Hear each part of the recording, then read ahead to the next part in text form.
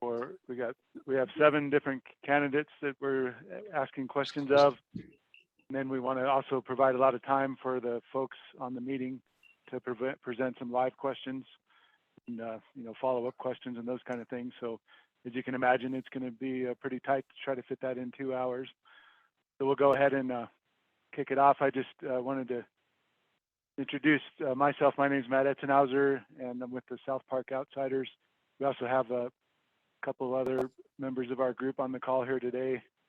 And so we're a group that formed a grassroots group. I believe the first meetings were back in November of 2020. And our mission is to educate, promotion, protection of our rights and freedoms. So that's kind of our objective here. And then this meeting here is for education. We give Republicans who are on the delegates a chance to learn more about the candidates and be able to make good decisions at the assembly. So that's part of our mission here tonight, and we really appreciate everybody willingness to come and answer questions, all the candidates, and we'll have a good discussion. Looks like Gary, did you have your hand up or something? Or we can't? I don't know. You must be on mute, Gary. Yeah, could you turn it up a little bit, Matt, your volume? Yeah, please. My volume, okay. You should be able to turn the volume up on your individual computers to hear better. I don't know if microphones can be turned up. This is Al. We've got ours all the way up, and Matt's hard to hear. Oh, okay. Sorry about that. It'll just scream a bit, Matt. Is that any better? Yes, yes. All right. Okay. Well, we're glad you all came tonight, and the way we formatted this, we sent out a request to all the delegates and the email list we got from the county. They were recently elected from the last caucus meetings, and it was over 100 people that we emailed out to, so we wanted to reach out. And we also asked during that email what kind of questions people might have, and so they've been submitting questions, and we've compiled a list of the pre-submitted questions. We're going to go through those, and then we'll also, like as I mentioned, open it up for live questions. So with that, I'll just turn it over to Theryn. She's got some housekeeping items that she'll cover, and then we'll just launch right into it. Mm-hmm. So if you can please keep your audio muted during the candidates talking, that would be great. Some microphones can often just pick up background noise. When we will open it up for audience questions, and at that time you can raise your hand using the reactions button, or ask a question. Just unmute yourself and ask a question. We ask for you to keep the question as brief as possible. If the candidate needs more context or needs a little bit more information about what the question is, they can ask that then, but we're trying to fit in as many questions as possible.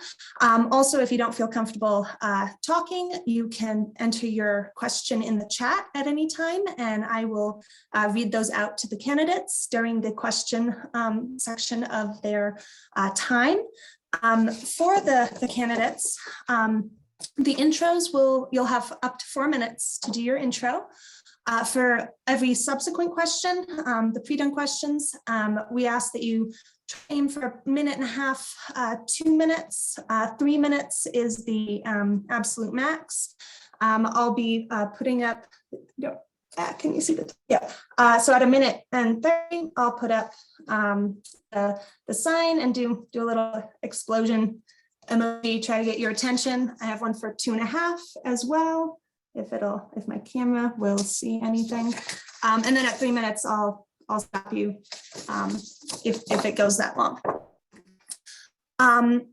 Before we get started, are there any questions regarding the format or any other questions in general about how it's going to go?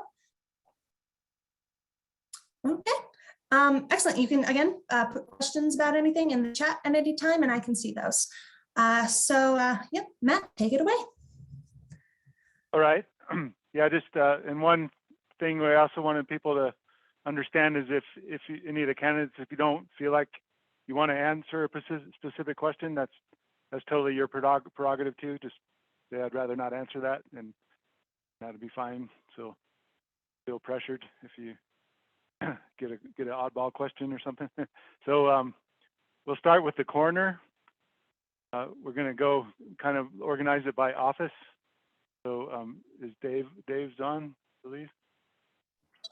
I'm here. Okay, great. Yeah, thanks for logging in. I know you only have a short time. That's why we're going to start with you. Okay.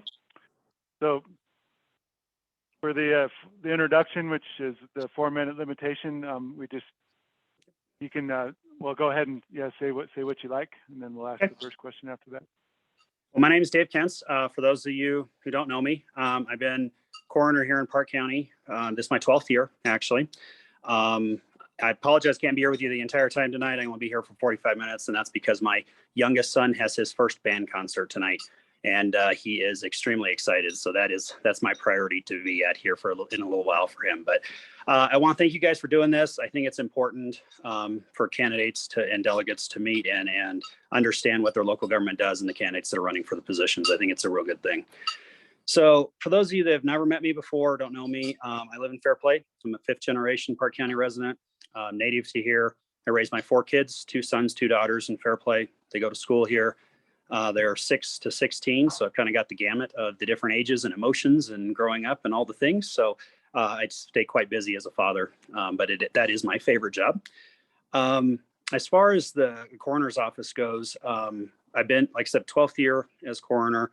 We've accomplished a lot of things in that 12 years. When I first came into the office, my predecessor said, she'd brought it a certain distance and it needed to be brought the next. And that was true. So we brought a lot of different things to the office. And I've worked with numerous sets of commissioners over the last dozen years on how to bring those things to the citizens. Some of the things I'm proudest of is that we have accomplished being an accredited office.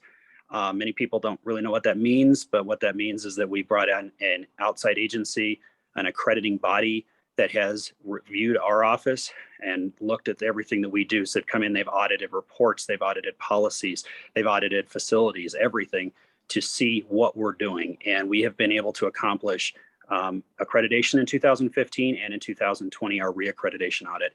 And as far as I am aware, we are the only agency in emergency services in Park County that is accredited. So that is a huge goal that we set and have accomplished. So it's kind of a grade of how we're doing. Another thing is that I set all of my staff to be nationally certified, and everyone is nationally certified. There's a state certification, but it's really kind of a joke.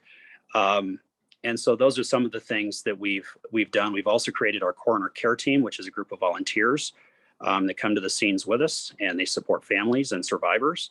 I'm very proud of that team. We have 15 volunteers on that team. And just overall, my death investigation staff, as well as my volunteers, have done a phenomenal job serving Park County.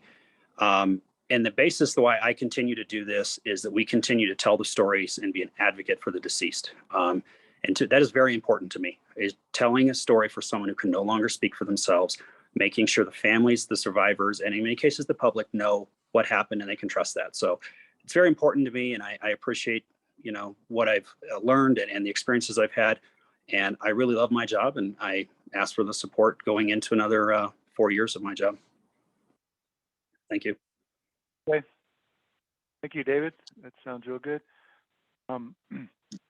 So our first question, the pre-submitted question, would be, as a medical professional, what do you think are the biggest health problems in the county? And is there anything officials can do to help citizens be healthier? So that's a great question. I am a paramedic as well. So I work in the field and I treat live patients as well as dealing with the coroner's office and families and seeing our deceased. And one of the biggest health problems that we've seen in the last 2 years has been what I call the fallout from COVID. We're not talking the virus deaths. You can see my annual reports, they're online. Those deaths are pretty low. Not to be confused with the public health numbers that are found on the county website, but in my annual report, the fallout from COVID that I say is the biggest health crisis currently is you're looking at the drug problem. You're looking at especially alcohol abuse as becoming a huge problem. More and more people are drinking themselves to death. It's been a lot of stress over the last few years and the restrictions and the lockdowns and all of that that goes along with it. And people at the beginning of the pandemic being scared to even go to a hospital, so they were dying at home. I had patients leaving notes as when their chest pain started, but they wouldn't seek a doctor. So our biggest health crisis has been the fallout from COVID. Sorry about that, the radio going off. But that is something that I think, officials can just educate more about and try to, as neighbors, support our neighbor, talk to our neighbors, try to get that sense of community back that we really lost during COVID. That would help that particular public health crisis we're dealing with right now. Okay. So this next question is kind of similar to that. You already answered some of it, but is there anything that the county should be doing to help support the office of the coroner?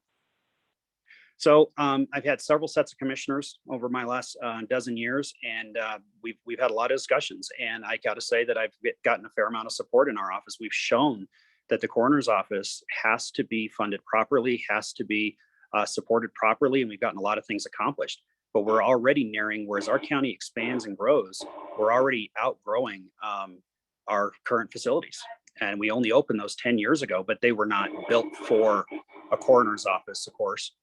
They were built for a different purpose, and we retrofitted them to make it into a coroner's office. So again, apologize for the radio. It's on the overhead system. I apologize for that.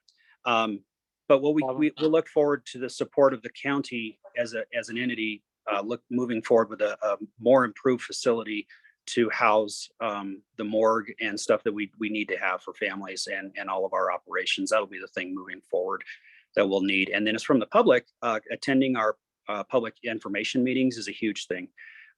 We hold evening with the coroner meetings, like we're going to do them in May this year. Come out and learn a little bit about what we do, and you'll learn something about what you need to know about when your loved ones or your family member or somebody does die. It's a great thing to have the public educated and know kind of what was going on for that time. We don't want to talk about it, but everyone deals with it eventually. So that would be support of the community. That'd be helpful.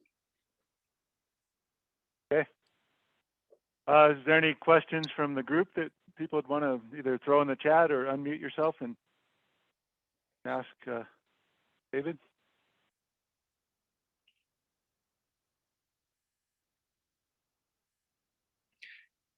I can't see the chat, but if there isn't any questions, our office is wide open. You can call us anytime with anything. We even have citizens call us from, outside the cases outside the county, just ask questions, and we're referenced for that for our citizens to try to explain what the reports mean or what the hearing means.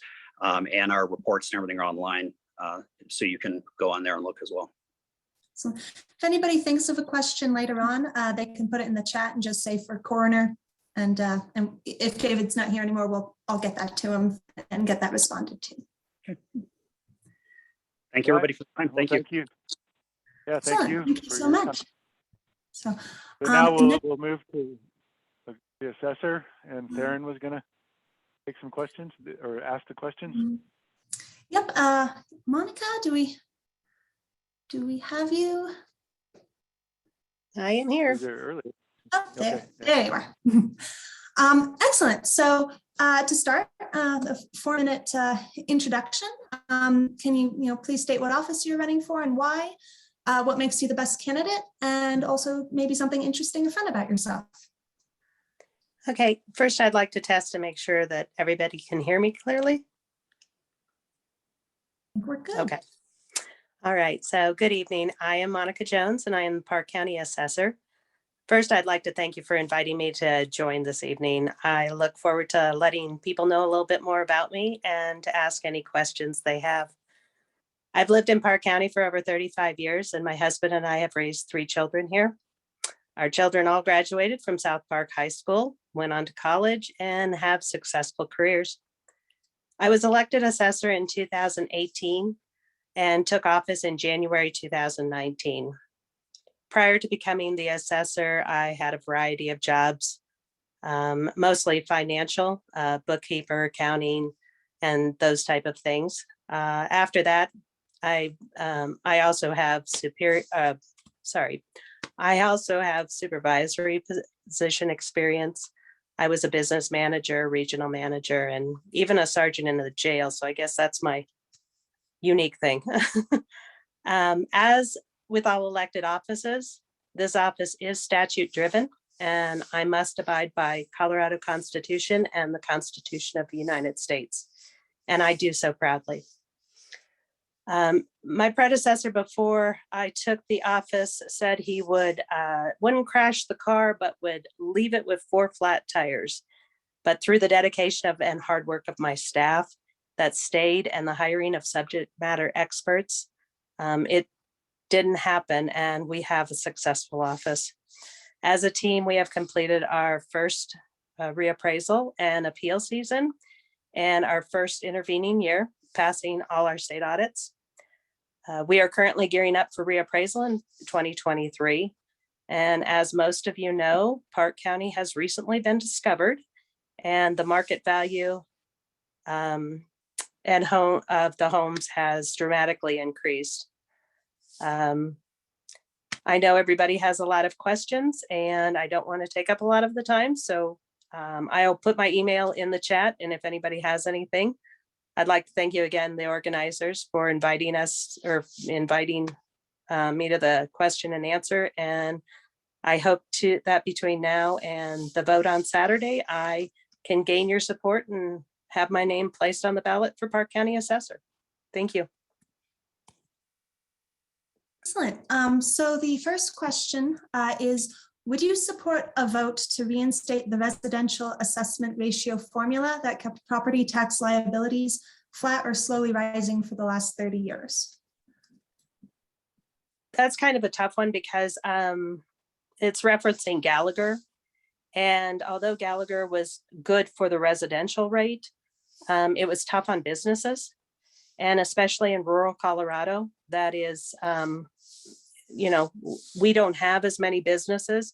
In Denver, it works great for them, but not so much for us. There's a lot of things that are coming down from state legislature, and what they're going to do, I don't know.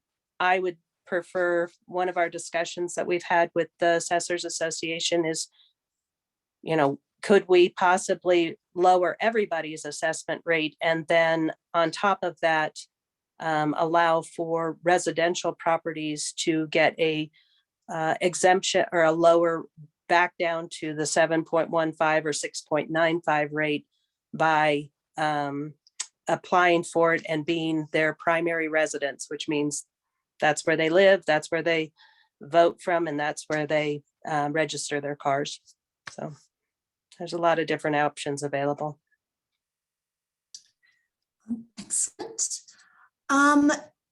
Is there anything else that you would like us to know about assessments in Park County? Any updates? Anything people may have a misconception about? Well, my office does assess as to market value. So as you see your neighbors' houses sell, you can tell what the market is doing. A lot of people say that it is a false market, and that could be true, but by statute, we have to appraise as to market value. So there are options available. And if you don't feel your value is where it should, what you think you could sell the property for, then there's appeals, there's abatements, there's always ways. And my office is always open for communication and helping people figure out what the actual value of their home is. If we ever have any data wrong, we want it correct in the system to be able to do things fair and equitably across the board. Excellent. Are there any questions from the audience? You can either unmute yourself or put it in the chat.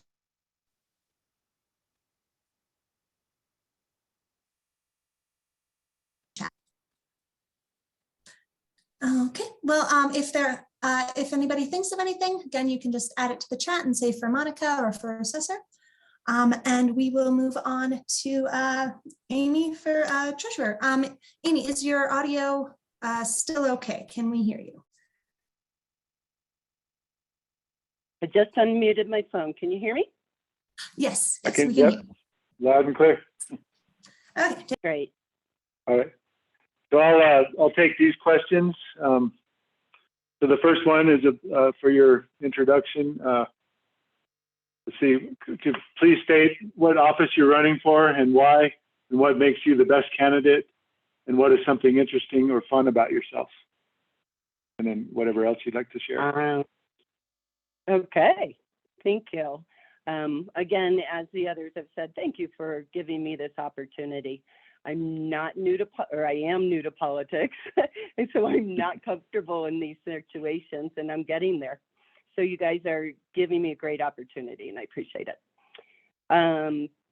The reason I'm running for Park County Treasurer is basically I care about our county. I've been here 30 years.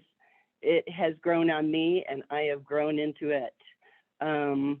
I feel like it's a life passion being a public servant and community service. I can't help myself. I just get into it. So I feel like that's why I want to be running in this race for treasurer, is because it's me. I truly appreciate being part of the community and the infrastructure of our communities and having a say and helping out where I can. Why am I the best candidate? I believe that my life's experiences, both personally and professionally, out of banking and finance, I've had about 12 years total of banking and finance, and office management. I've had personnel supervision and training, and I feel like these past experiences have taught me and brought me to this point where I feel I could run the treasurer's office. Something interesting about me. I'm one of number 6 of 7 children, and out of those 7 children, 6 of us are girls, and we have a great family, and I love my family. I'm a family person. Great. Thank you, Amy. So could I check, I just changed my microphone. Is it coming in any clearer for folks? I think Is it's it? coming in a Okay, bit good. louder. Yes, it's much All better. right. Okay, yeah, it must have been those earphones. All right. Second question is, what would be your top 3 priorities if you were elected for the county in that position? Top 3, my top three priorities, I think number 1 would be focusing on a smooth transition for me, training into the position under Michelle. I'd like to get as much input from Michelle and the association, anybody who can help me be the best I can be, so that we can have a smooth and seamless transition from somebody who's been there a very long time to me jumping in and just getting that office going or continuing it to going, which is number 2. I'd say continuing with the electronic efficiency that Michelle has gotten the office moving into and going. Electronic is our age, and I think we need to keep that going and follow with the progress that electronic takes us. Number 3, I'd love to be proactive in the efficiencies of the office and look forward to economic challenges or changes that we might see rather than reacting. I believe in being proactive. And those are my 3. Okay, thank you. See the next question. Would you support a finance audit of Park County if requested by the citizens? Yes. Just a straight out answer, I would say I would support it. under the conditions that it was needed and necessary, that it was found to be warranted and reasonable. I wouldn't want to spend money that was not necessary, but if it was found that there was a concern for the financial status of the county, absolutely. I'd question, okay, who's paying for it?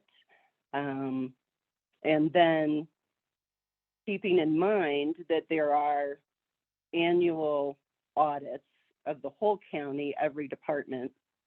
I'd look to those first and suggest, looking at the public records and making sure that it was, again, warranted and reasonable. I do feel comfortable about audits, working in banking and in human services in my past 17 years with the county. I definitely am comfortable with audits. I used to fear them, and now I'm comfortable with an audit. I believe it's a tool for good business and to keep us all in line and make sure our books are in order. And I did see a question pop up, but I'm not seeing it anymore. Yeah, I see it's from Al, and we're actually to that point where we're going to open it up. So I'll go ahead and read Al's question. Al Fisher. He writes, why do you think it has been difficult learning how Park County spent the COVID funds it received from the state and the feds? That's been one of the things. Difficult to see how the COVID funds have been spent. I have not seen that myself, but I would guess that the, what do I want to say? The reporting probably has been difficult, and finding those funding streams. And maybe that is something that could be, better recorded, but that would be budget and finance, I think. Okay. Any other questions from the group or any follow-up, Al, on that one? All right. I have a question. I'm on the phone. My name is Dutch Humbert. Okay, Dutch. I really appreciate you running for the office. And my initial question, the only one I'll ask today, is what will you do to ensure transparency in your office?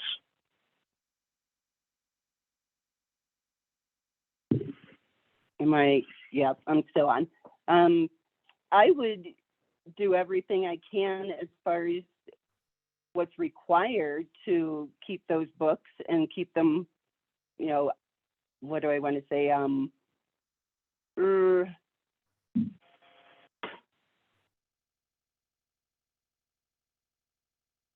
Sorry, I froze, I think. Anyway, to keep all the records and reports going into budget and finance and the recordings, where they can be publicly viewed. Okay. What would that look like, Amy? Without knowing exactly how the recording of the accounts and the maintenance of the records, I can't tell you exactly how it would look.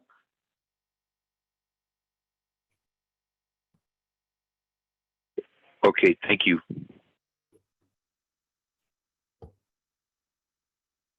All right. We probably have time for maybe one more for the treasurer, and then we'll move to the next office. Any other questions from the group? Yep, you can either unmute or put in chat. And so just any final thing you'd like to share with us, Amy, before we move on to the clerk recorder? Other than I'm just excited to be involved in this process and interested to see how it works, how it plays out, how it flows. And I just love you guys' support in growing and developing and learning in this program. Great. Well, thanks for being here tonight. Thank you. Matt, what time is Mel? Was Mel supposed to be at 6:45? Who's that? For clerk and recorder, I see Trichon. Trichon, am I saying your name correctly? Yes, you did. Okay, excellent. No, people play with the TH in my name a lot, so I didn't know if it was a hard CH or the soft CH. What time was Mel? I know she was coming later. Do you remember what time? Yeah, she said 7. She would be here at 7. So Okay. So maybe we could alternate and start with the commissioners. yeah, let's do that. So yeah, just so that we're not skipping clerk, commissioner, clerk. Trichon, are you able to stay the whole time? We don't want to reverse the order if you have to leave earlier.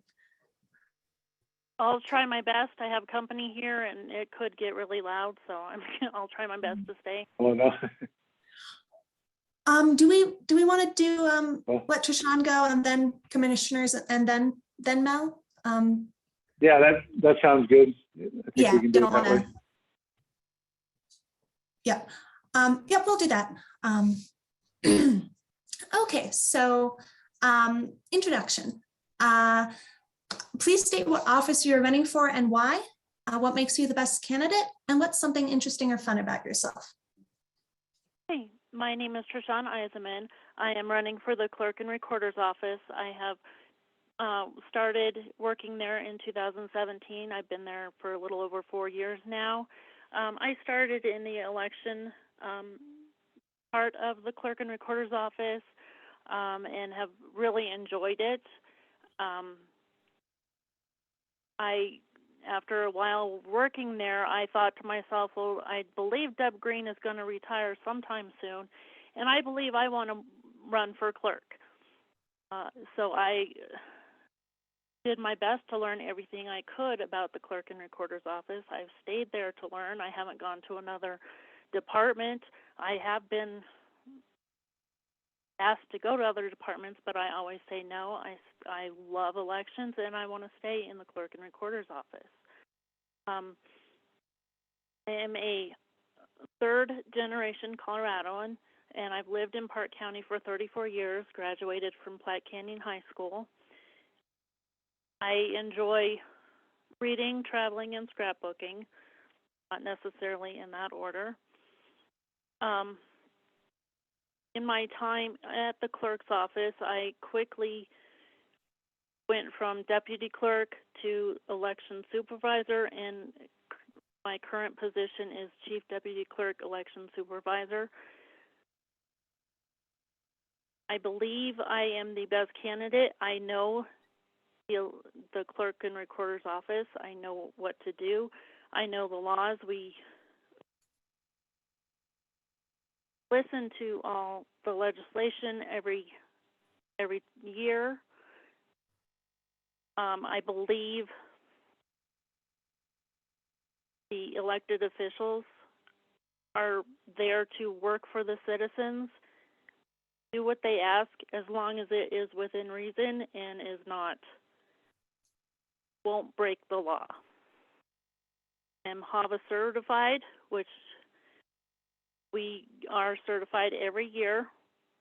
We have to take training. We are only required to take 4 classes. I am an overachiever and take all classes that are offered. In 2018, Secretary of State's office ran what was called EPIC. And what it was is a training on cybersecurity and what to do if something happens at your voter polls. It was very intense. We learned a lot. And since then, they have had these trainings every year. I haven't been able to go to every one of them every year. I've only been to one, and I look forward to be able to go to another one, hopefully this year. I believe the next training, EPIC training, is going to be at the end of March, and I am hoping to be able to go. That's it. Excellent. Second question, what would be your top 3 priorities if you were elected? My top 3, I would like to research all the certified election equipment that is available in Dominion Clear Ballot, see what kind of options are. I've listened to our community, and a lot of people don't trust Dominion. I wouldn't want to do the research. My second would be, I would like the clerk's office to have a better relationship with the public. A lot of times people don't like coming in to renew their tags or record something because it costs money and they're not happy. I would like to have a better relationship with the public. And my third, there are people in Guffey and Lake George who have constantly asked for us to put a drop box or something so that they don't have to mail their ballots to us or drive an hour one way just to drop off their ballots. So I want to research to see if a ballot box would be feasible, or find some other way that we can get down there and pick up ballots for those voters. To follow up on that, do you have any ideas about how you would improve the relationship with the citizens and the clerk and recorder office? Well, I've heard a lot of complaints that some people come in and our employees are either rude to the customer. I will make sure our employees are not rude, and they are very friendly to our customers. They are very important to us, and we need to make them happy. If they have a problem, we'll try to solve it. Excellent. So next question. Do you believe the Colorado election system is being properly audited? And would you support forensic audits of Park County elections if requested by the citizens? Yes, I do believe the election system is being properly audited. As for a forensic audit, your definition and my definition may be different, and I'm assuming it is different. My definition is it's the use of science or statistics to verify or prove something. And with that, we do a forensic audit, which is called a risk limiting audit. And that's done after every single election. And a risk limiting audit is a post-election audit that gives a statistical level of confidence that the outcome of an election is correct. If you want more information on how a risk limiting audit is performed, the Secretary of State's website has more information. If I went into it right now, it would take the whole hour and 15 minutes that is left.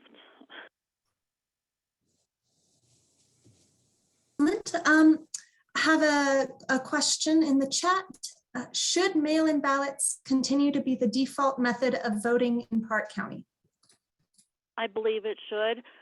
There are a lot of elderly and disabled people who cannot get out on election day.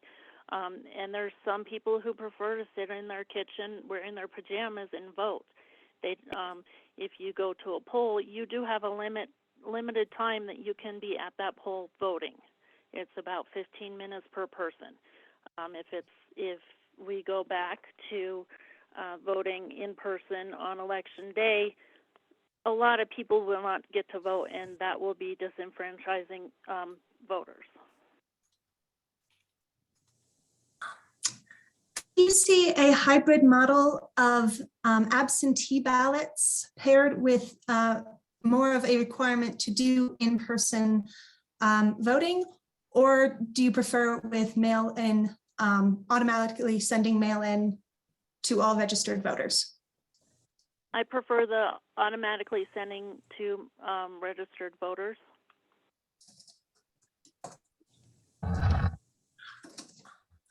Let's see, have any questions? Let's see. What, do you have any ideas on how to clean up the voter rolls in Park County? So every month we get information from NCOA, which is the National Change of Address, the Department of Corrections, and CDPHE. Those for the NCOA, it's those people who have informed the post office that they have moved. The Department of Corrections will let us know if there's a convicted felon that is incarcerated, and CDPHE informs us of people who have died in the state of Colorado. We do make those changes every month in our system. We do need the help of citizens. If they don't register, tell the post office that they've moved, they really need to tell us. We can't go out there and say, oh, you moved, so we can change it. There are certain information we need in order to change something, in order to change someone's record. So you can't just call us and say, hey, I moved, this is my new address. We have to get information, and we have to get it in writing. So we do need the help of the citizens. Because we noticed on the voter rolls, some addresses of very small houses will have 7 or 8 different individuals with kind of different sets of last names, which looks like, you know, people have changed addresses and not updated that. Is there any way to essentially establish like who's the current voters and then automatically remove those who are no longer in the residence? Is there any, could that be done, or some sub of that? So when we send out our mail ballots, the post office will look at them to see if that person is actually in their system to be at that address. If they are not, the ballot is returned to us as undeliverable. Once that ballot comes back to us undeliverable, we mark that person inactive. After the election is over, we send out a letter to those people who we receive the ballots back saying, did you move? We need to update your information. You're going to stay inactive until we have this information corrected. Okay. Question in the chat. Theryn, it looks like Milena's on too. I was just going to make you aware of that we could transition to her questions. Question in the chat. Based on your answer to the voter roll question, how can you justify mail-in ballots? We do have the help from the Postal Service to help if someone has not updated their address. They do send those back to us as undeliverable. If someone receives a ballot and it is not theirs, they can always write on the ballot, does not live here, and send it back to us. We will, that will be considered undeliverable as well.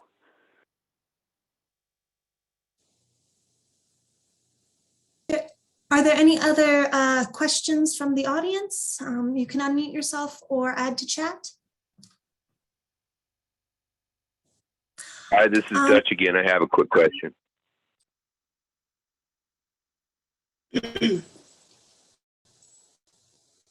Go ahead. Did you hear me? Okay. No. Trichon, thank you.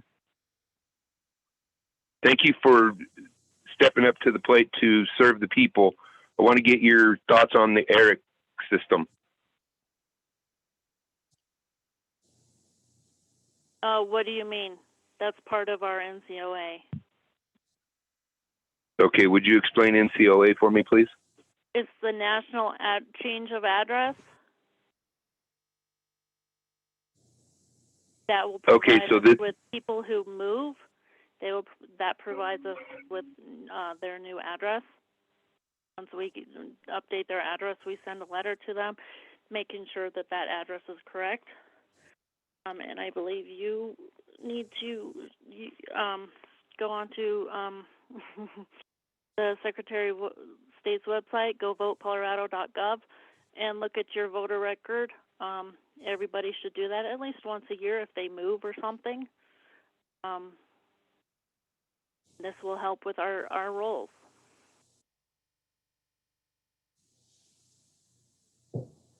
okay, so you feel as though Eric is a good system to keep in place? Oh, yes.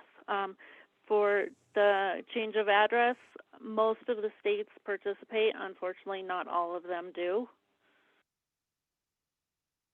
Again, we do need the help of citizens to update their record. Thank you, Trichon. I'm thinking we probably ought to move to the next candidate, Okay, just for the sake of Gary, time. there was one question in the audience. We'll answer that question because his hand has been raised, and then we will move on. Okay. Yeah, this is Uh, Gary Fisk. Can you hear me, Trichon? Yes, I can, Gary. Yeah, several of my kids have been gone for 5 years and they still receive ballots, even though I've called the clerk's office probably twice. Why is that happening, and what should I do? So you can have them go to govotecolorado.gov and have them either, if they're still in the state of Colorado, update their registration, or if they're in another state, have them withdraw their registration.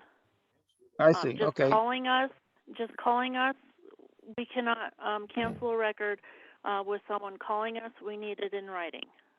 So they could go Or vote Colorado, they can- and they could, what'd you say? It starts with an A. What's the word? Abandon? Withdraw. Withdraw. Okay. Thank you. Mhm. Yeah, and the website is govotecolorado.gov. Colorado is all spelled out. Gotcha. Thank you. You're welcome. Is there, to finish, is there anything else you would like to add, Trichon, before we move on?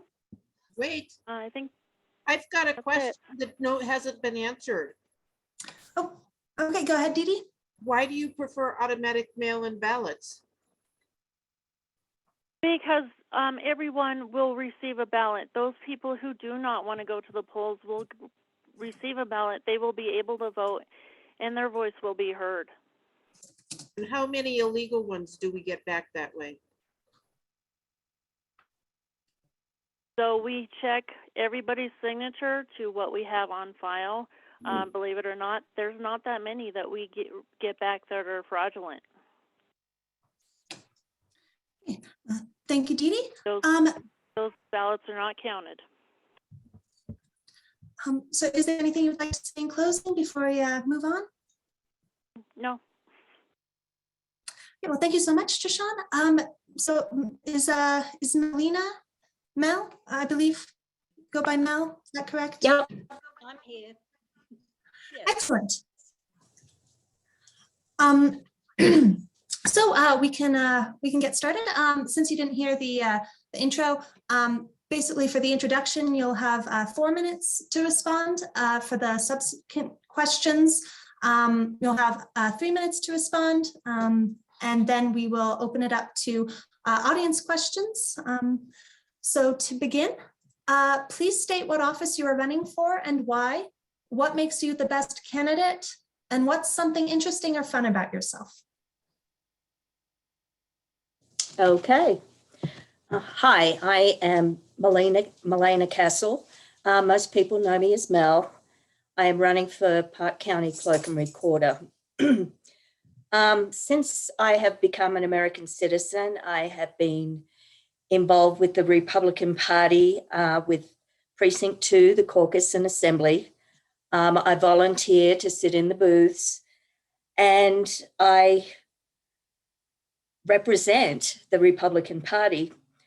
I want to learn more about the voting and the process, ensuring that every vote is counted and it's safe and it's fair, and make sure that there's transparency throughout the whole process. I don't know as much as Trichon does because I haven't worked in the elections portion of the Clerk and Recorder's office. I am eager to learn. I am eager to serve you as the clerk. And something fun, my husband and I and our dog Hara love hiking in the woods behind our house. We love music and we love traveling. Where did you say where you were from originally? I'm sorry. I was born in Sweden. I was raised in Australia. It's a long story. Anyway, I've lived in the United States longer than anywhere else. Okay, so for the first question, what would be your top 3 priorities if you are elected? I would make sure that the staff is educated in their positions, to make sure that there's continuing education so that the office can provide knowledgeable answers to the public and know what they're talking about. And for me to remain up to date and the staff with all the statutes and regulations, because we know they all change. So we need to be up to date on that. And I lost my page. Ensure that the election process has been inspected, that it's trustworthy, and that we know that every correct ballot is being counted. Excellent. Do you believe the Colorado election system is being properly audited? And would you support forensic audits of Park County elections if requested by the citizens? Park County is not a very wealthy county, but depending on, there needs to be audits done on the equipment to make sure that the software and the hardware has not been hacked, to verify that there's no malicious malware that's been installed, test the tabulators and make sure that they're not sending or receiving information over the internet. And if there was a problem, I think a forensic audit may be necessary. Excellent. Should mail-in ballots continue to be the default method of voting in Park County? I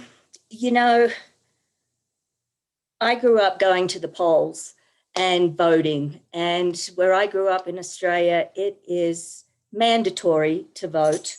Otherwise, you get fined $25. I don't think that would go well here.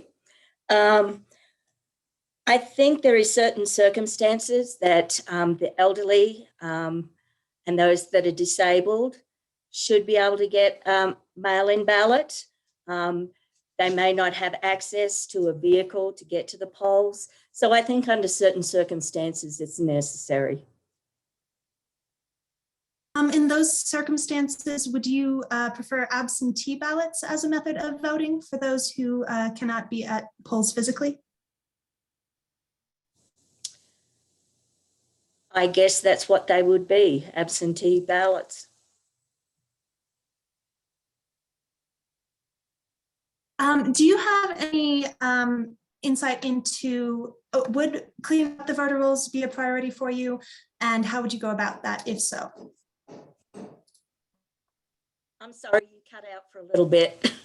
Would cleaning the voter rolls in Park County be a priority for you as the clerk and recorder? And if so, how would you go about that?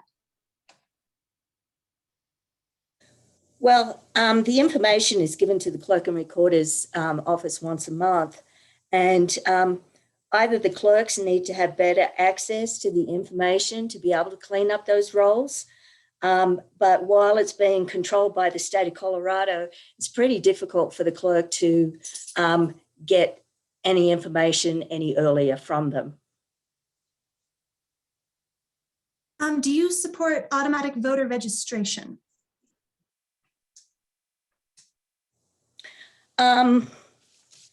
You know, I think people need to take a little bit of responsibility and sign up to vote.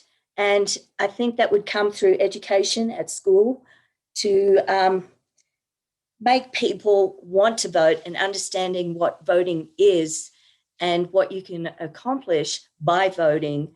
And I think that's through a lot of education through school. Are there any questions in the chat? Or it looks like Gary has a question. Go ahead, Gary. Yes, this is Gary Fisk. Just to make sure I understood you, Mel. So an absentee ballot would be one that's requested by a voter, whereas right now, the current mail-in balloting is unsolicited, where every registered voter gets a ballot, whether they request it or not. So if people wanted to go to an absentee ballot system, and I did that for many years before we went to the unsolicited system we have now, and it worked fine. I would just call or write, you know, a month or two ahead of time, and I'd get the ballot mailed to me. Now, if people wanted to do that, what would be the mechanism by which the clerk would do that? Would the clerk put it on the ballot for a vote, or would the commissioners have to direct you to do that? What would cause that? What would be the mechanism where you went to an absentee ballot system? I think that would have to be voted in. I don't think that that is something that, as the clerk, you can make that decision. I believe it would need to be put on the ballot. Maybe one of the commissioners, if you're familiar with that, could address that. When the time comes, when the commissioners speak, maybe they could address that then. Thank you, Mel. Thank you. Are there any other questions? Chat or maybe Mel? Hi. Hi, this is Steve Vince from Precinct 9. Mel, what is your position of support or against the current voting machines, the Dominion machines that are being used in Park County? And what is your feelings on that? Do you think that they reflect a secure method of counting the votes and keeping the election integrity to the utmost? As I said, I have not participated in that process in that office. I believe it to be accurate, but as I said, the equipment would need to be analyzed, and the software and the hardware, and it needs to be analyzed to make sure that it is working correctly. Thank you. any other questions? Thank you. Right. If anybody has any other questions, you can put them in the chat. Is there anything else you would like to add, Mel? Thank you for listening to me, and I'd be honored if I had the opportunity to serve you as the county clerk. Thank you. Thanks so much. And now I believe we're on to the commissioner portion. Great. Yeah, thanks, Mel. So I'll be asking these questions, and I was thinking, since both candidates are here, what we can do is alternate, like unless there's a specific question from the group that's directed at one or the other person, we'll just give each person a chance to respond. And doesn't really matter what order we go in, but maybe we can start with Ray. So the introductory question, same as everybody else. Please state why you're running for office and what makes you the best candidate, and what's something interesting or fun about yourself. Right. My name is Ray Douglas. I'm currently serving as county commissioner in District 3. And gosh, just to start off with, thank you for the opportunity. Appreciate that. I was born in Denver and grew up in Colorado Springs, 5th generation Coloradoan. By the time I was born and my siblings, we were actually the furthest east that the Klan ever was. My great grandparents and others were all in the mountains. My original family homesteaded up Clear Creek, north of Buena Vista, back long enough ago that the Native Americans, Indians, whichever you prefer to call them, were still there. If they would not have received help that first winter, they said that they probably would have perished. My wife and I have been married for 36 years. I've lived in Fairplay since 1991. And both of our children graduated from school here, having attended the entire trip through South Park schools. Let's see, what else? I got into politics back in 2013. I was appointed to the Board of Trustees for the town of Fairplay. And in that process, I had no idea that I would appreciate and enjoy politics as much as I did, as much as you can say a trustee is a political position. But I found it extremely enjoyable because, you know, you're involved in your community. You want to direct the community in the way that you think it should go. And so I enjoyed that very much.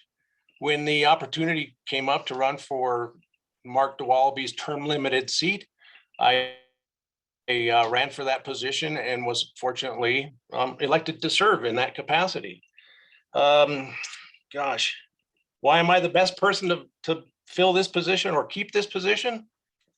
You know, I do enjoy my job. You know, a lot of people say, wow, do you like doing that? And I do. I enjoy it immensely. I'm not a lifelong politician. I've only served 9 years in the political world. Before that, I had no political aspirations. I had nothing, and did not know until later that I actually enjoyed it as much as I do. And let's see, one of the fun things about me, my dad, having grown up in Buena Vista, playing sports, he would come over to Fairplay and participate. And after I had moved to Fairplay, he told me one day, he said, wow, never in my wildest dreams did I think I'd have a son who lived in Fairplay.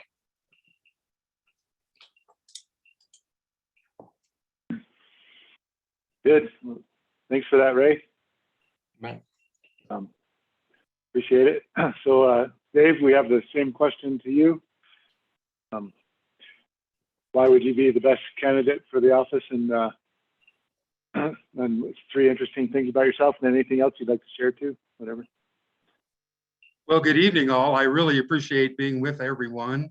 It's been a great fun for me and Lillian to get back in the public arena. I'm Dave Wissel. I've lived here for 43 years, married to Lillian. We have our son Dominic, and we live here on Dry Lake Road, kind of a cool thing for a water guy. And so we have spent our life in this area. I moved here in 1979, having come here as a boy. My parents had friends who owned property in Fairplay in the surrounding area. So I first remember coming over Wilkerson Pass and seeing South Park ranches all laid out in roads. But I moved here in 1979 to play music. I'm a drummer. That's my first love besides my family. And I wanted to play rock and roll. So I moved up and I needed a day job. The day job was at the assessor's office. 6 months later, I was the deputy assessor. 10 months later, I was appointed assessor. So 6 weeks after my 24th birthday, I was given the keys to the assessor's office, and I did that for 38 years. I did my best. I did what I thought was right. I fought for the people. I've taken on the state when I thought it was appropriate. You know, it was a great career. I learned so much. I had opportunities I would have never had. And with that, I was able to do a lot of things at the federal, state, and local level. And those experiences have served me well. It was a great part of my career, but that was then. This is now. After that, I went into some contract work. I have now launched the GEGE Development Consulting LLC Appraisal Division. GEGE Development Consulting was started by my wife Lillian in the late 90s as a development consultant to take people through the brain damage of county government and land use. So I have done lots of land use in my background and familiar with it. But with that too, I've been in the water business for 36 years. I've been on the Upper South Platte Water Conservancy District since 1985. The district was formed in 1955 for the entire Upper South Platte Basin, all or part of 5 counties. I have really enjoyed the private appraisal systems because it's given me the opportunity to be a real world appraiser, not the kind of things that come out of an assessor's office, but the things that come out of a professional appraisal office, and it has served me well. I think my entire background, the entire scope of my life experiences makes me the best qualified candidate. And with that, I also grew up in the fact around the courthouse. I have a lot of family that grew up and were serving as elected officials and appointed officials. My dad was a barber, so that makes me an SOB. I am a son of a barber, and I take that proudly. And I just ask for your support. I want to bring common sense and clarity, and frankly, representation to District 3. We've had 13 years of District 3 with very, very little representation. So please consider me for Commissioner District 3. All right, thank you, David. Yeah, you got your Can you hear me? My call dropped, but I think I'm back now. Yeah, you're back. Can you hear me? Okay, great. Yeah, all right. So this next question, I put it in the chat too, but so we'll go to Ray and then back to David. But in a nutshell, what is your philosophy of government? For example, like what would you believe to be the proper role, function of government, and why do we have a civil government?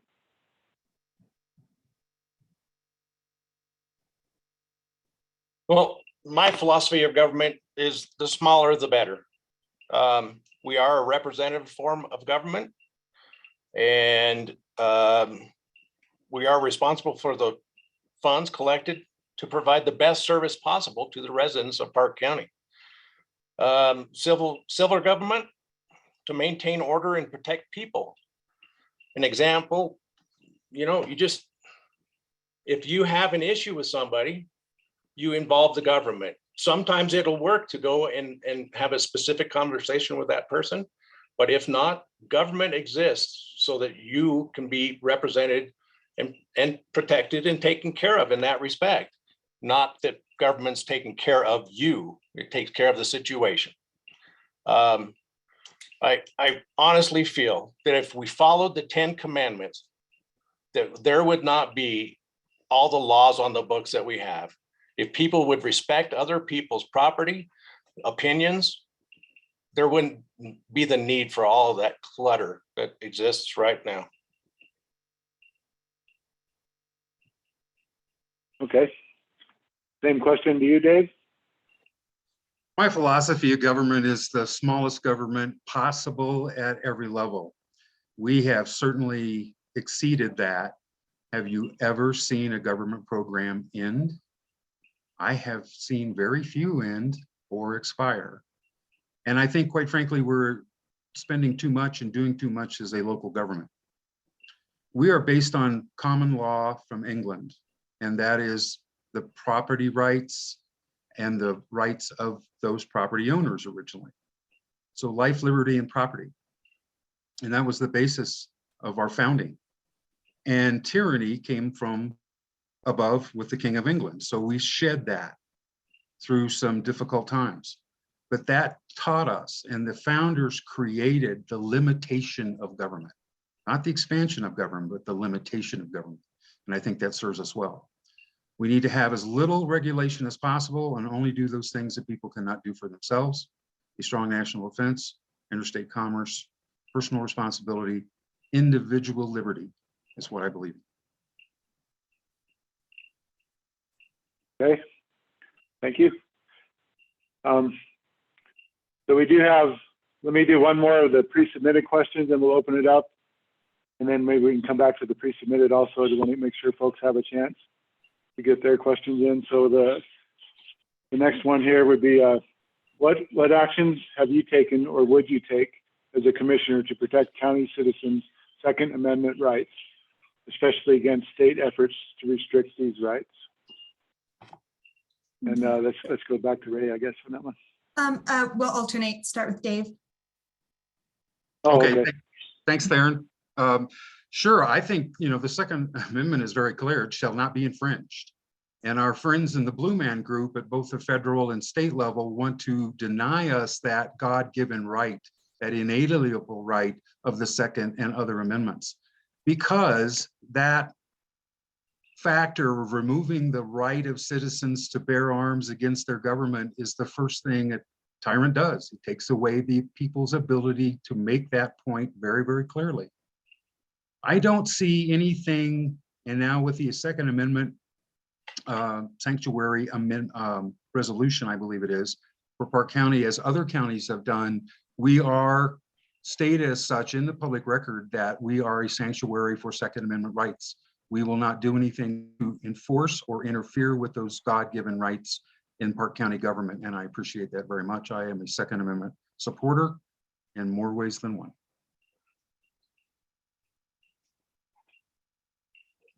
Okay. Same question to you, Ray. Yeah, I will just say that we as a board opposed the Extreme Risk Protection Order Act, as known as the red flag bill or law, whichever you'd like to call it. One of the things that I struggled with in that respect was that it removed due process from your ability to have something taken from you before you had gone through the process of law. That's not right. It violates the Second Amendment, and I personally was opposed to it as well. I am a hunter. I do use firearms to hunt, and I have no inclination to start limiting people's Second Amendment rights.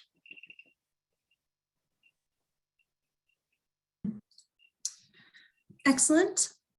We have a question in the chat, which is similar to another question we received, so I'm kind of going to blend them. So to Ray first, do you consider yourself a constitutional conservative? Do you believe that the Constitution is a living document? And do you consider the Constitution when making decisions? Yes, I am. I do believe I am a constitutional conservative. It is not a living document. It needs to stay the way it was written and not be nudged particular ways, particularly through the court system. The courts are there to enforce or to interpret law, and they are not there to legislate from the bench. And so that does not need to happen. And so, yeah, it is not a living document. It is extremely hard to change, and it needs to remain that way. And I'm sorry, what was the third part of that question? Do you consider the Constitution and whether a decision is unconstitutional when making laws and resolutions? Yeah, you have to. You can't start doing stuff on your own. You need to follow the law. Excellent. Dave, do you need me to repeat the question? Would you please, Theryn? Yes. Do you consider yourself a constitutional conservative? Do you believe that the Constitution is a living document? And do you consider the constitutionality of a decision when making legislation and laws? Thank you, ma'am, for refreshing my memory. Yeah. Yes, I am a constitutional conservative. I've taken the oath of office 9 times when I was the assessor. And that's something I cherish. I mean, that's not something you take lightly. It means you will adhere to the Constitution of the United States of Colorado and the laws of Colorado.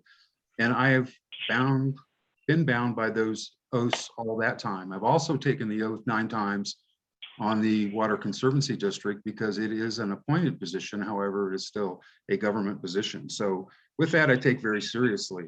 No to the second question. And again, what was the third one, Theryn? Do you consider the constitutionality of decision with every decision that you make?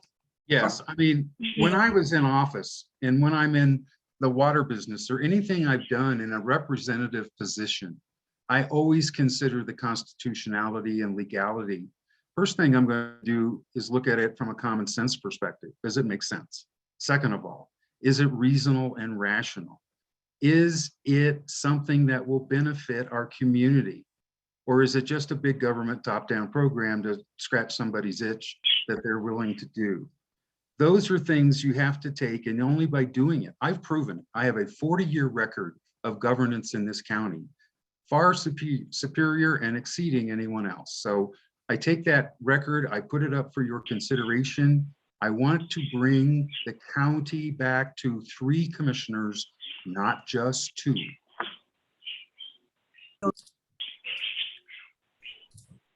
Okay. Looks like Gary's has his hand up, so you want to go ahead and ask your question, Gary? Yeah, this is Gary Fisk again. I guess I'd like Ray and Dave both to answer this question. Maybe we'll start with Ray. Ray, I heard both of you say that you're small government conservatives. And yet, Ray, I think your record might be at variance with that a little bit. When you left Alma, I believe the sales tax rate there was 8.5%. And you were in that seat for 5 or 6 years, and some of those sales taxes you proposed or supported. And the 3 years now that you have had opportunity to vote on sales tax increases on the part as the Board of County Commissioners, you have voted for a sales tax increase every time to put it before the voters. And every time it is lost by lopsided margins.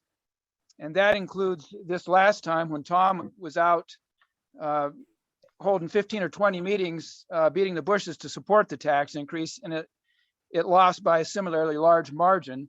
So I think the voters have spoken pretty clearly that they do not want a sales tax increase. And the sheriff just last week on TV, among other things, he said he was going to try to get a sales tax back on the ballot again in November, 6 months from now, which means you will be confronted with having to vote yes or no, I want this on the ballot. Now that the voters have spoken so clearly and probably spent $100,000 in election costs over those 3 elections that have failed, are you going to vote to put another sales tax on the ballot? So I just want to make sure I understand then. You're asking just one question there right at the end.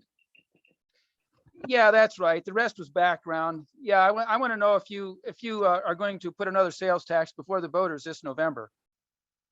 I personally don't think there's an issue with that. That's how the process works. If I were to sit there and say, okay, I'm going to impose a sales tax, that's wrong.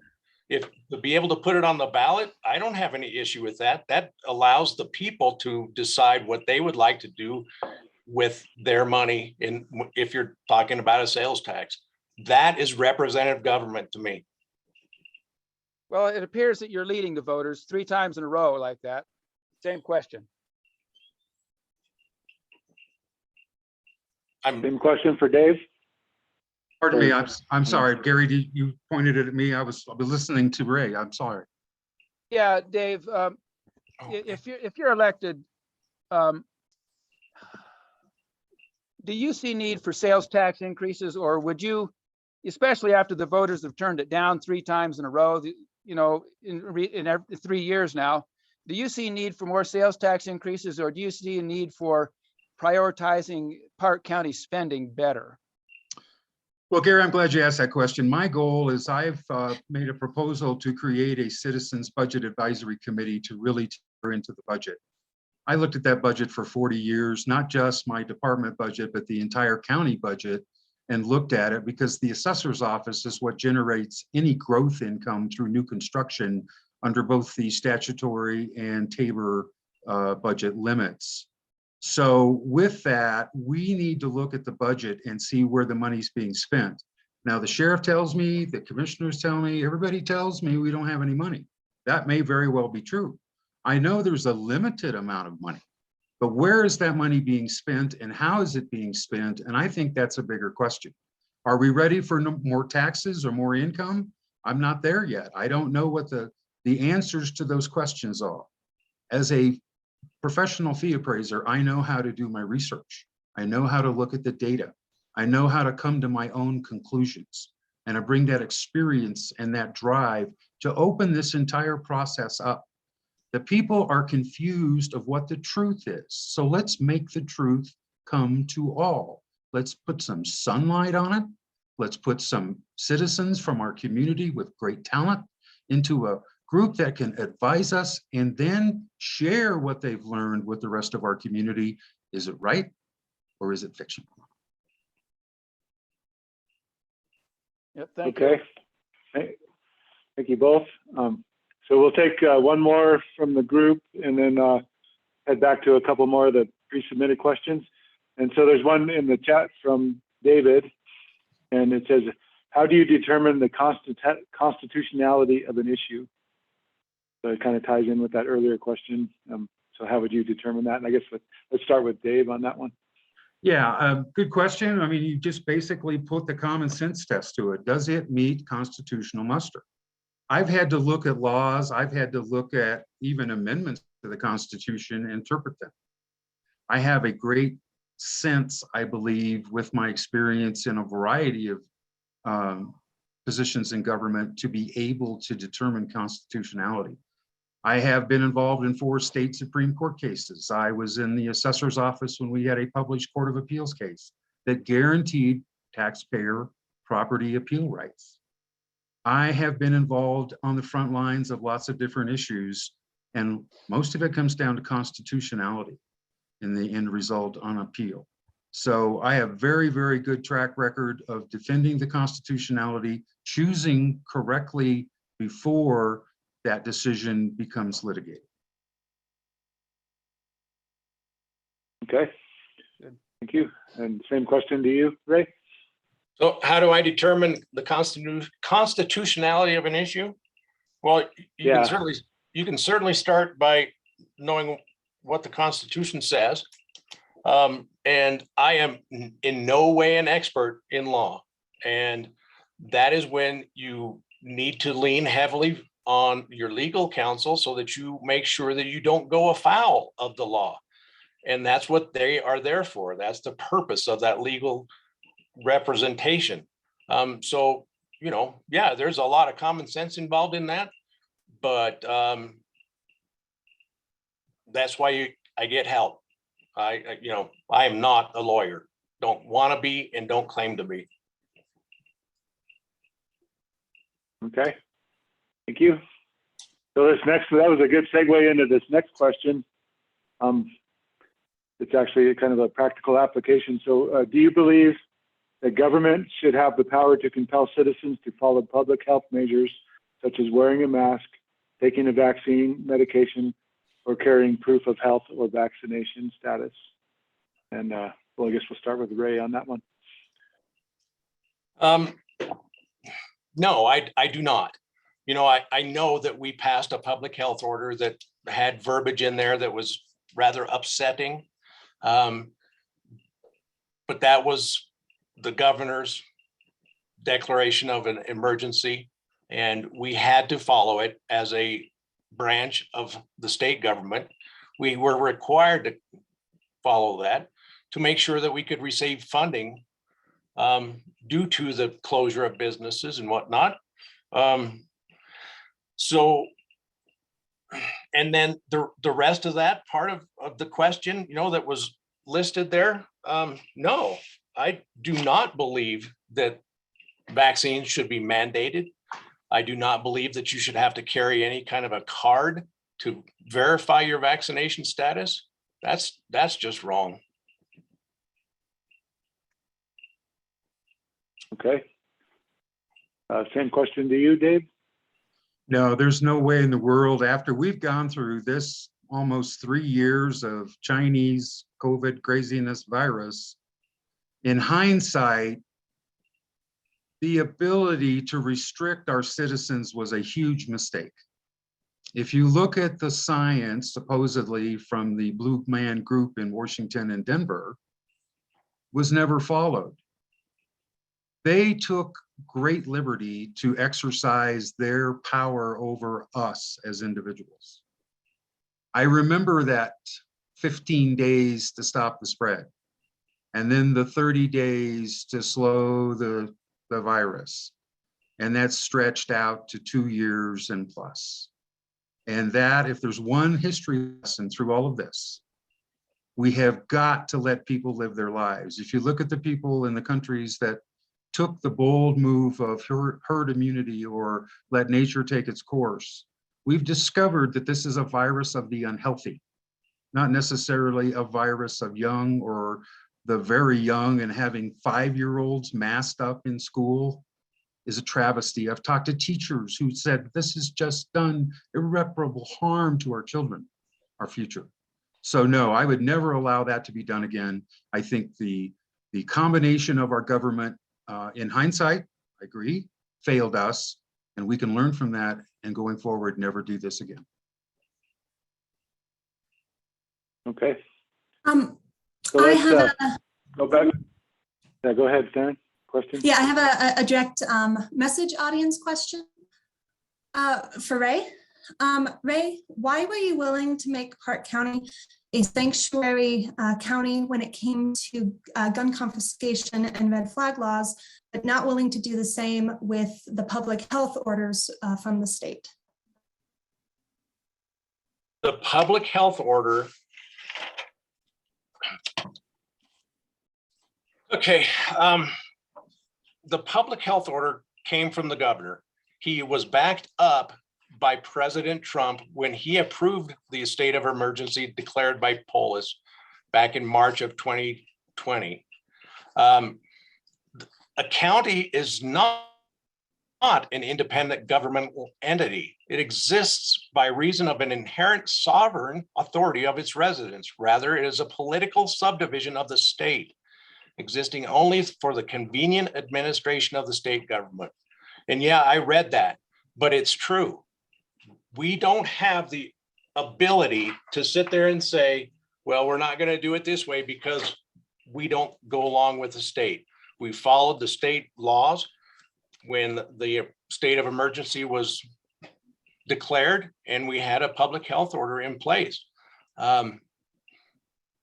Did they both do?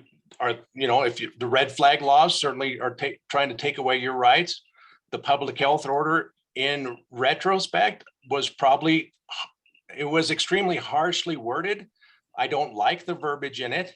But as an example, I believe that there was only one ticket or arrest issued in the entire county during COVID when someone refused to not put on a mask when they walked into a private business. And so the cops were called on them here in Fairplay, and they got to deal with that in that respect. So yeah, you can make a statement against something when it comes to the red flag laws. The red flag law, the extreme protection order, is now in place. And so not because of my doing, it's because the Democrats and the vast majority of the population along the Front Range who has no inkling of what goes on in rural Colorado. And so we have that now. And so we have a government that allows the governor to declare a state of emergency. And we followed what we could do to protect the health and welfare of the citizens of Park County.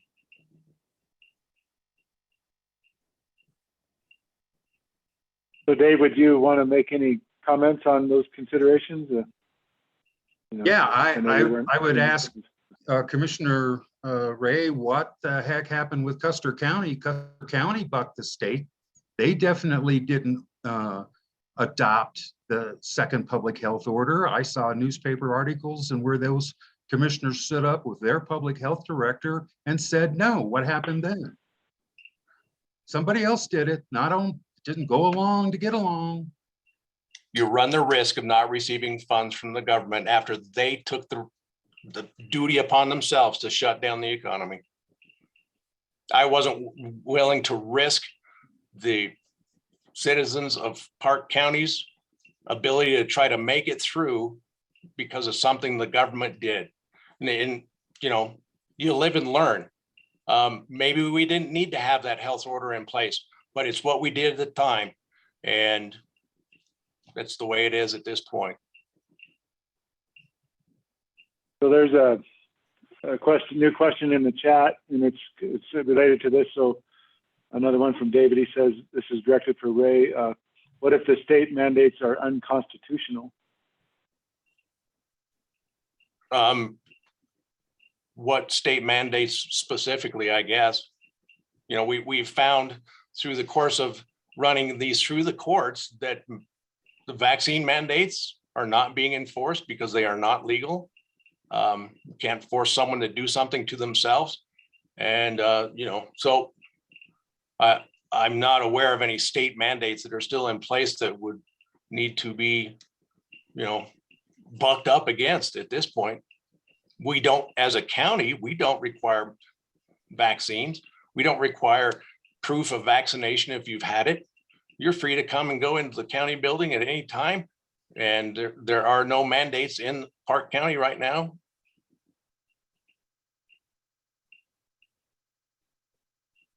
Okay. Are there any other questions from the group?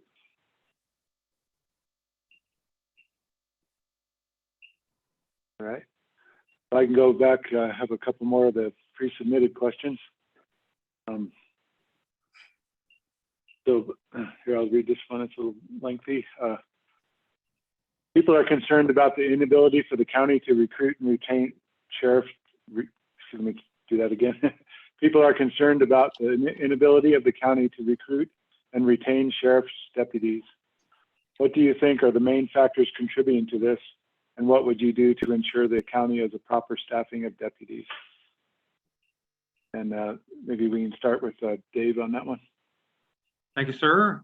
Yeah, I think I don't discount what Sheriff McGraw says, okay? He's the guy that's the elected official that has to be the responsible person to run that department, and health and safety is certainly primary.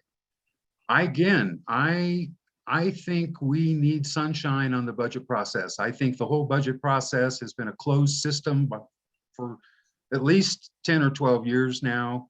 Having been on the other side of that process as a fellow elected official, I've seen it evolve from interaction and accepting what we have to provide for our needs and our service levels to here's your number, take it and like it or lump it. And there's been everything in between that. So I think as a former elected official, I would have great sensitivity to that budget process. And again, I just don't know what to believe anymore. And the only way I know how to find out is to go into the data, get people with experience, look it over, explain that to the public. Where are our priorities? Where have they been spent? Follow the money. You always have to follow the money. And if we are not prioritizing those people, I can tell you from my appraisal background, median rent in this area is $1,650 a month if you find something that doesn't fall in on your head. If you rent a house, it's probably $2,000 to $2,500 a month. How can people on a county salary look at rent, let alone purchase? We're looking at $250 per square foot on original new construction. That's without the site value, without any of the prep costs. Again, what can we do? We are in a state, and both Colorado Springs and Denver has been determined as the most in the top 10 of the least affordable cities in this country. We are seeing that all over. And Theryn's thrown up the sign, and I'm going to stop. Thank you. I think you have some time left. Okay. That's okay. I'm good. I mean, I've looked at it. I've seen it. I am looking at models. Fairplay just got 8 new units. It's only taken 8 years to get 8 new units, and they're still 2 years out. That's not acceptable. And I have some ideas, and I'm doing research on that with other models. We have some great opportunities with Summit Habitat for Humanity with that program. That was actually a Brazil and Dualaby program from 8 years ago. And that is just not acceptable. We have to do something. The government can't solve this problem. It's going to be the private sector. Okay, thank you. So you want me to repeat the question, Ray, or do you? No, I think I'm all right now. Okay. One thing that Dave Wissel talked about was He wants to put sunshine on the procedure and the budget. That budget is available online to anyone who would like to see it. And it is also available hard copy. I can get you a copy of that tomorrow, Dave, if you'd like one. That's not an issue. It takes the interest of the people who live in Park County to develop and find out what they would like to see in that budget. It is a completely open document. In terms of Tom McGraw's office, defund the police was certainly not a widely accepted idea here in Park County. I have no desire whatsoever to defund the police. But nationally and state, even in the state of Colorado, it was prevalent and still is. I don't know too many people that would like to work at a job where they're not appreciated. There's certainly some that can even be a commissioner, but we'll stick with that. The county can't raise revenue by increasing taxes just because one of the elected officials or a department head would like to see more money in their budget. Just because the price of widgets go up doesn't mean that you can start charging to continue to buy those widgets. Here in Park County, housing has played a huge issue in it. The extreme rise in prices for housing is not the same as the same rise in pay for the deputies. There is a disparaging difference there, but because you can't just raise the price of widgets, that gap has become extreme and will continue to probably trend in that direction. Pay, of course, has been increased for the deputies. It started before I was elected in 2018, and it has continued, but it is not keeping up with the housing needs in Park County. And inflation has certainly taken its toll. My gosh, look at the price of gasoline. That digs deeper into those pockets of people, whether they work for Park County or just live in Park County. We're getting hit hard. Okay. So I believe Theryn has a question. Submitted question. Do you think that the current government of the county disproportionately focuses on the concerns of Bailey? And what would you do to ensure that you are considering the needs of the entire county? Is that my question, Theryn? I think it's Ray. Okay. I personally don't know where that statement comes from so much. It is Park County. Park County has a Park County budget. Roads throughout Park County are budgeted for, and when they are, I don't, they're based on use and current road condition. And just because more of them might be over on one particular side of the county or the other, it doesn't matter. I don't think there's a disparaging difference between Park or, the east side of Kenosha Pass and this side of Kenosha Pass. We're all Park County.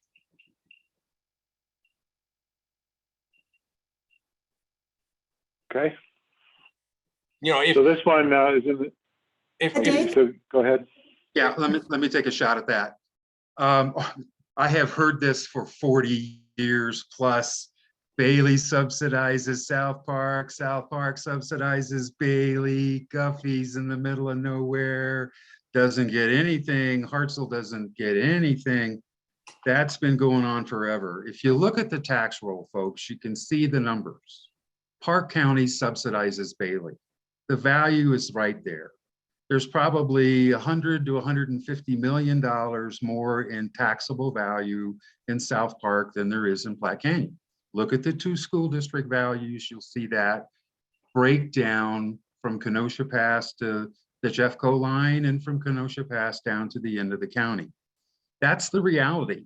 We are diverse. We have our unique little places, but I'll tell you this, South Park is growing exponentially In my appraisal practice, I've been able to really get in the field, and you know, you have to go to the subject and you have to look at your comparables, and that has taken me throughout South Park.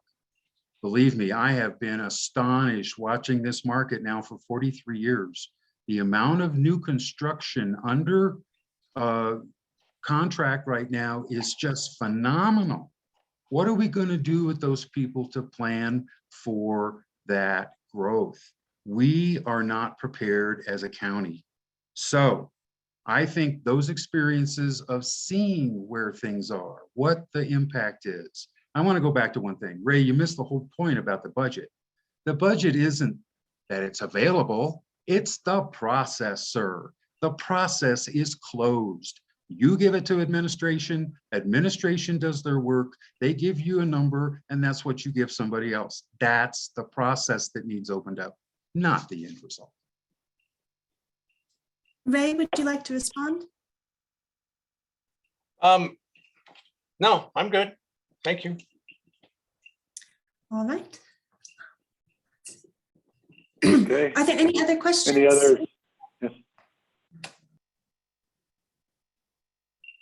So there was another one in the chat. I'll read that off. So it's directed to Ray, but I think it'd be good for both candidates to answer it. So hold on a sec. Isn't telling people that they have to wear masks and stay in their homes an unconstitutional rule?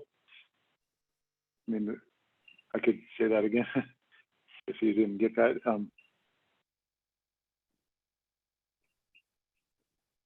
Me? So- Or go right. Go ahead, Ray.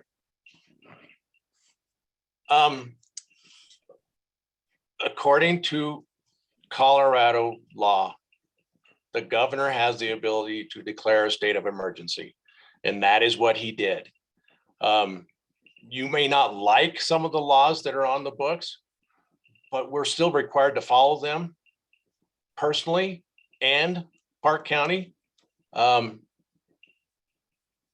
If you have to wear a mask, you may not like it, but that's might be what the government, the federal government, the state government is coming out with. And we are just a branch of the state government. We don't have the ability to shove it in their back in their face and say, no, you don't have to wear a mask. You know, it's just not the way it works. You may not like it, and there's avenues to change that if you don't, but that's the way it is at this point. Dave? I would never, ever in the future enforce mask mandates that I can imagine any scenario where it would be applicable.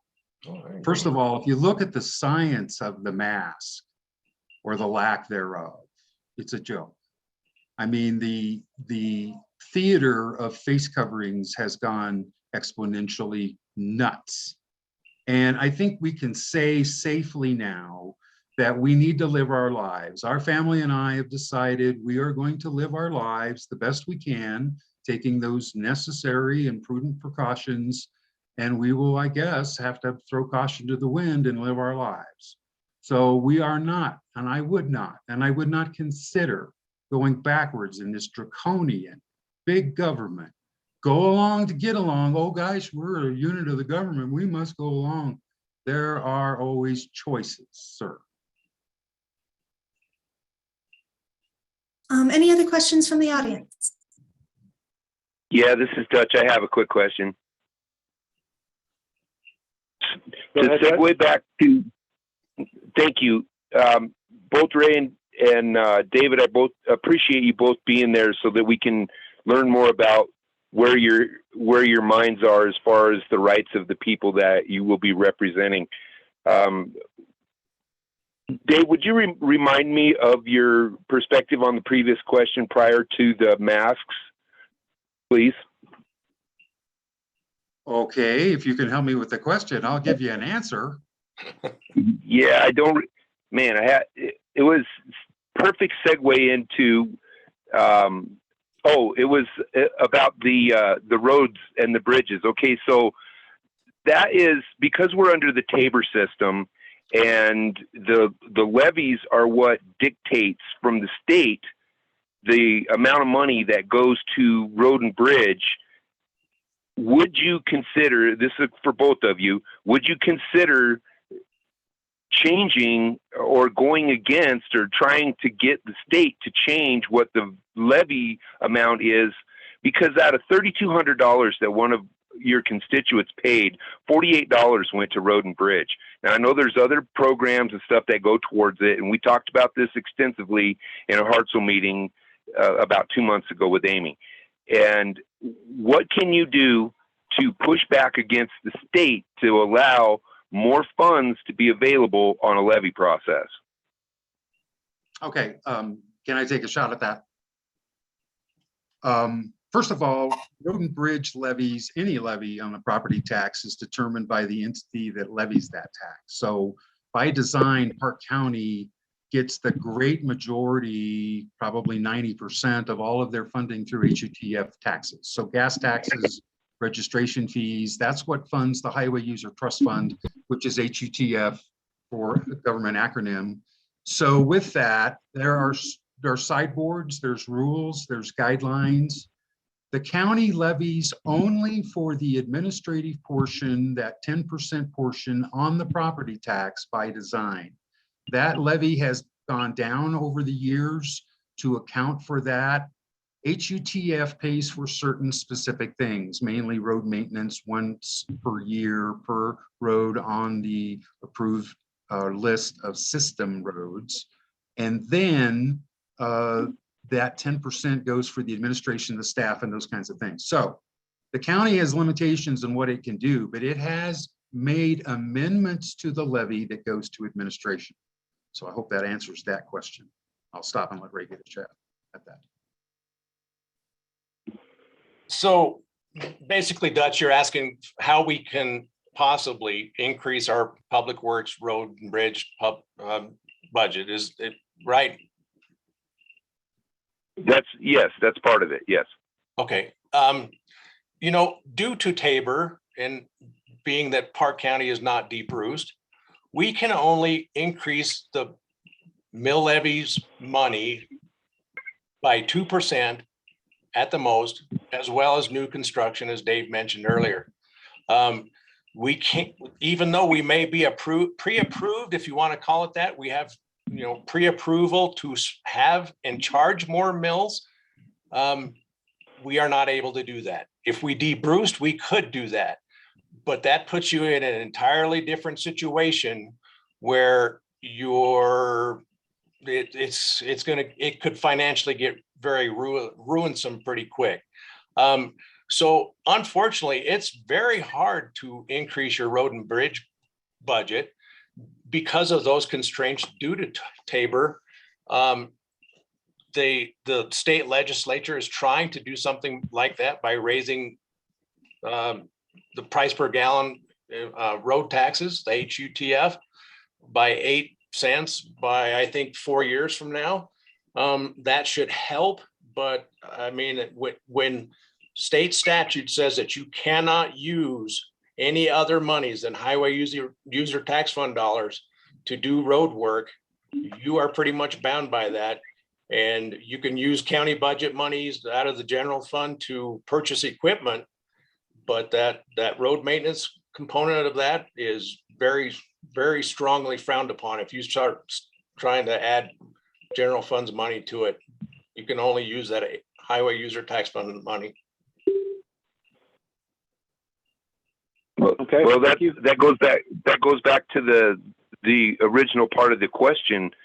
Is there a mechanism to push back against the state because some of these things that I saw on the breakdown of the mill levies, and I understand what you're saying, that it's locked in by government. Is there any way that because that's the biggest thing that I've heard as a complaint from my fellow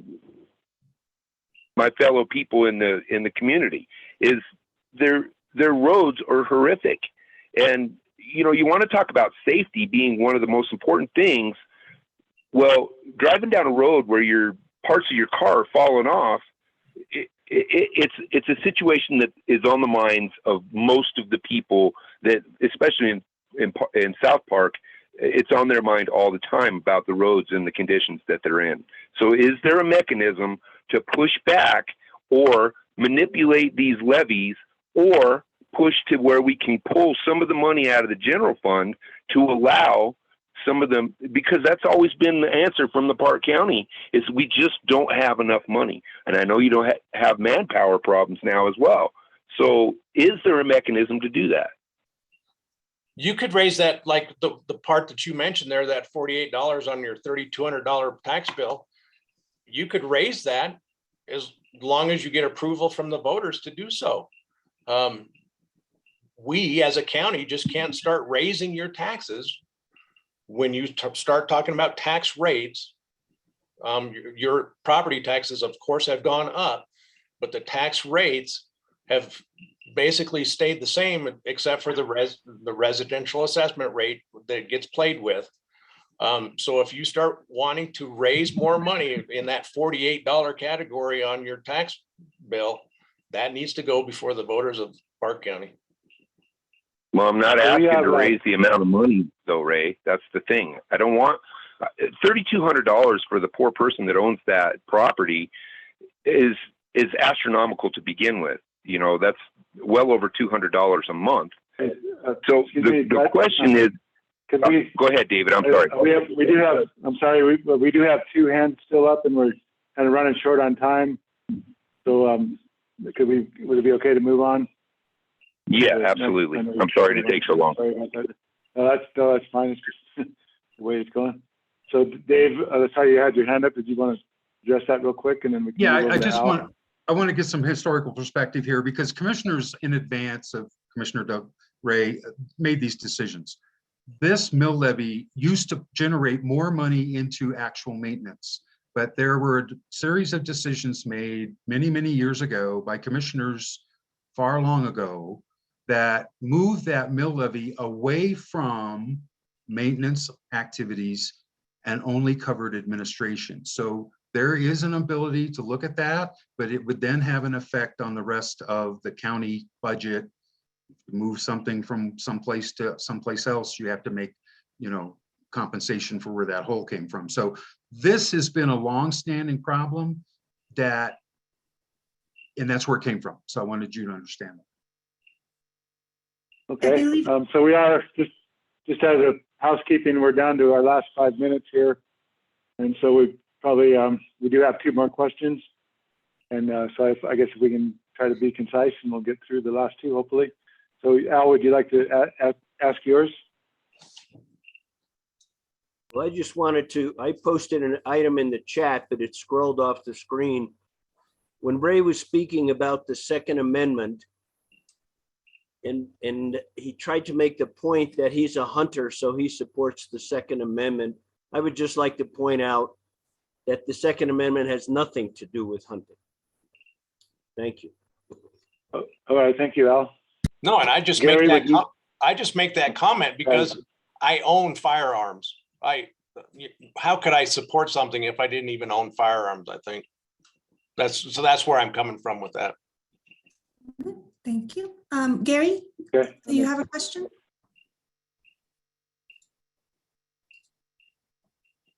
Yeah, I do. I tried to send a chat. I guess it didn't get through.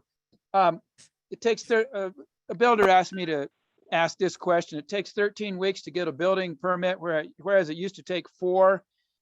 He thinks the 4 10-hour days is leaving one entire day a week uncovered, and he would like to possibly see going back to 5 8-hour days, or rotating, if they're going to stay on 410s, rotating the day off so that there's always coverage on the phones. What do you all think about that? Ray, I guess you're the first one I'd ask. You okay with that, Dave? I'm fine. Okay. Sure. I lost who's going first.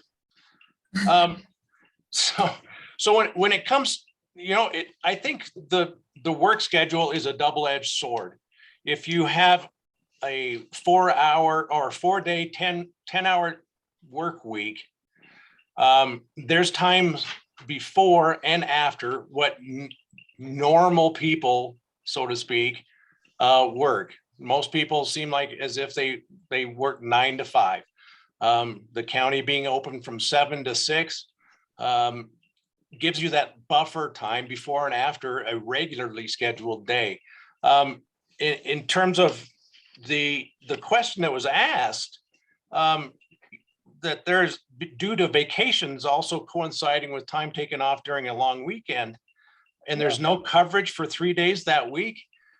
Boy, I tell you, if that's what's happening, that is entirely up to that department.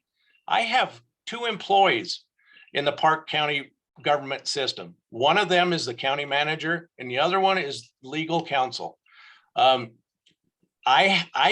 have no business going and telling the public works director how to perform his job.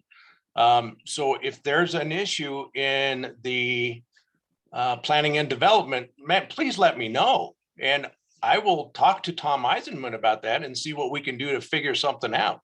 But if people are taking that much time off and the department is not being covered, that is not right. Dave, would you like to address that? Well, I think the 4-day week has been one of the greatest travesties as far as a public service situation that I've ever seen. It was enacted, I think, in 2012 by the commissioners then as a energy saving measure. We were having similar situations as we have today with energy shortages caused by the regime in place. Remember who that was in 2009 through 2016 in that era. And that was an effort by the county commissioners to try and accommodate for these impacts. So they made the decision to offer 4 10-hour days as a course of public business. We closed Friday. That was experiment for 1 year or 2 years. I don't remember exactly the total term. I think it was a year, but anyhow, the net result of that grand experiment was a $12,000 savings to Park County. Now you look at the inconvenience. It's on a Friday. I need a record from the assessor's office. I need to talk to someone in development services. Whoops, can't do that. Can't get that information till Monday. I think there's a way we can look at this situation and provide extended coverage and still cover 5 days a week. As a manager, I hated the 4-day week. As an employee, it's a great thing. Get a 3-day weekend all the time. But as a provider of public information, we should be open 5 days a week. Now, how we do that, I have some ideas how we can leverage our people, but I think we need to look at more of technology and access online rather than that human being. It's better to talk to a human being. Believe me, I don't want to talk to a machine. But I think from a service standpoint, 4 days a week is just nuts. Okay. So I want to respect everybody's time. We're hit 8 o'clock. And I mean, I think this was really great. I learned a lot of stuff and we got some good questions, good answers. I would mention that Mel, the candidate for clerk recorder, put a message in the chat that she forgot to make a statement in her introduction that there's a rumor that if she were elected, that the clerk would terminate some of the staff. And she's saying that that's not true. So just be aware that that's there. And I also posted our website for the South Park Outsiders. It's pretty easy, just www.southparkoutsiders.com. Don't hit the .org because it points you to a Democrat site for some reason, the Dark County Dems. So we're trying to get that cleaned up. But I would just say, hopefully we'll do some more of these. Really appreciate everybody's willingness to participate with this and consider supporting us. You can join us or just come and see what our meetings are about. We meet in person twice a month in Fairplay and twice a month in the Bailey area. So I guess with that, anything else for the good of the order before we close out? I have one closing question that I received in direct message for all of the candidates. So anybody who's still here, it's a really hard one, but I think it's very important. If you had a pet borough, what would you name it?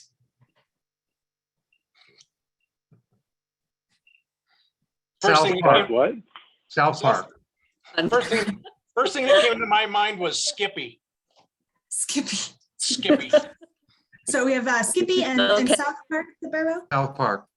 South Yeah. Park. We have a Any other dog called candidates? Hara, as in Hera the dog. And so what would you name a borough if you had a pet borough? Sweetness. Excellent. All good answers. Thank you all so very much for attending, the candidates and the audience. This is so wonderful to hear, get a chance to talk with everybody who is running. And thank you all so much for your time. We really appreciate it. I think this was very informative, very good session. I forgot to mention, this recording will be available as quick as we can turn it around, because obviously tomorrow is the last day before the assembly. So we'll send that out to the mailing list for the invite for this, and then also share it with other people if, delegates that couldn't make it. So, all right. Thank you, everybody. Thanks for the opportunity. Thank you all Yeah, so you're much. welcome. Have a wonderful night. Thank you. Thank you. Thank you all. Good night. Good night.